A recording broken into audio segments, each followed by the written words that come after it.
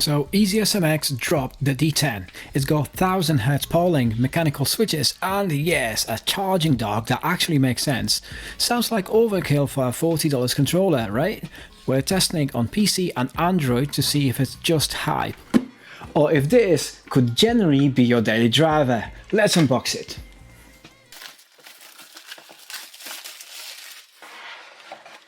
Inside the D10 controller, a 2.4 gig dongle, USB-C cable, charging dock and a user manual, so you'll ignore until something breaks.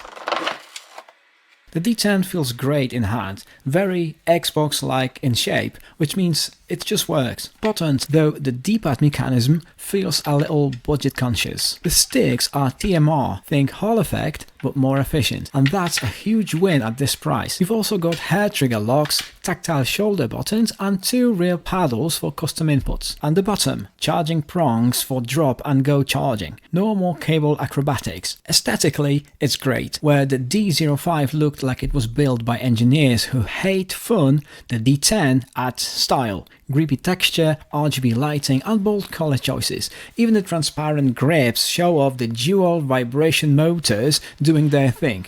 Unnecessary but low-key satisfying.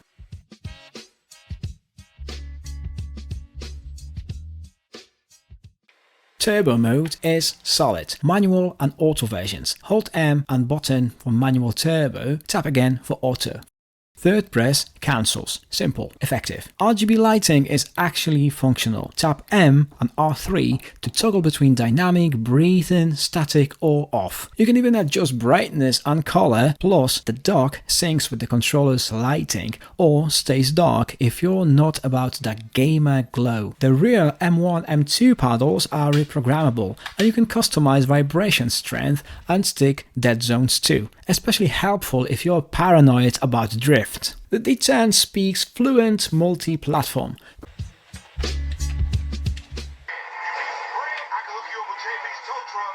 PC, just plug in the 2.4 gig dongle, flip the switch, hit home, done. If it ever forgets you, a forced pair mode sorts it. Controller CPR basically. USB-C mode, instant plug and play. Bluetooth works like any other controller. Find Xbox wireless controller in your phone settings and pair up. Reconnect quickly too. And yes, it works on Switch, wakes the console, takes screenshots with the M button.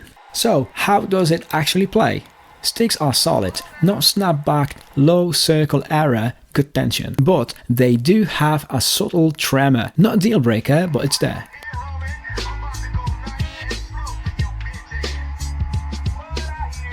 The D-pad is fine. It handles platformers decently, but if you're throwing fireballs in a Street Fighter or hitting tight diagonals in Celeste, it might frustrate you. It's clicky, just not always precise. Triggers have short travel and small dead zones, which is great for shooters, less so for racing games. If you're trying to gently feather the throttle, good luck, you'll be flooring it most of the time. Latency is excellent. It's not quite DualSense or Xbox Elite tier, but again, we're talking $40 US.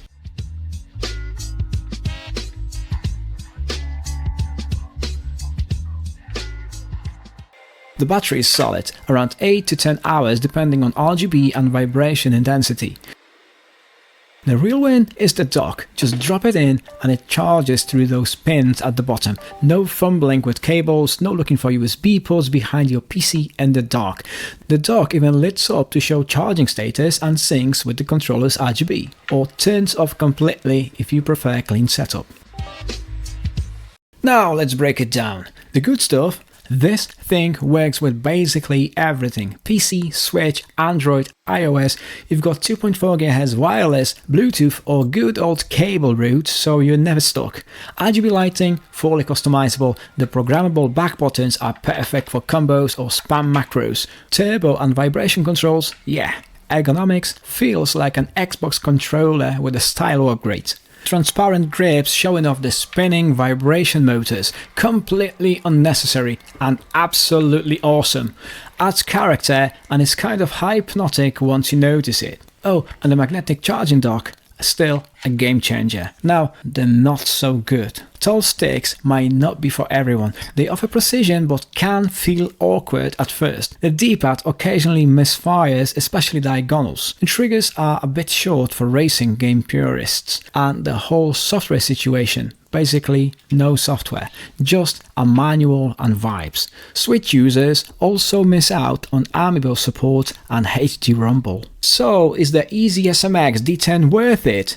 Honestly, yes, if you want a flexible, feature-packed controller that feels more expensive than it is.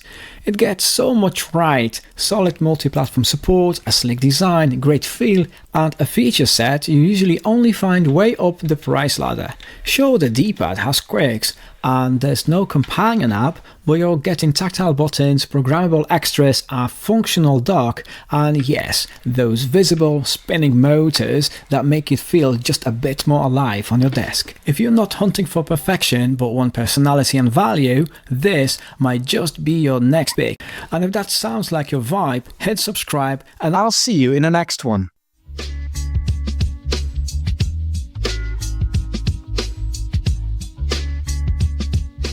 Family Pop TV.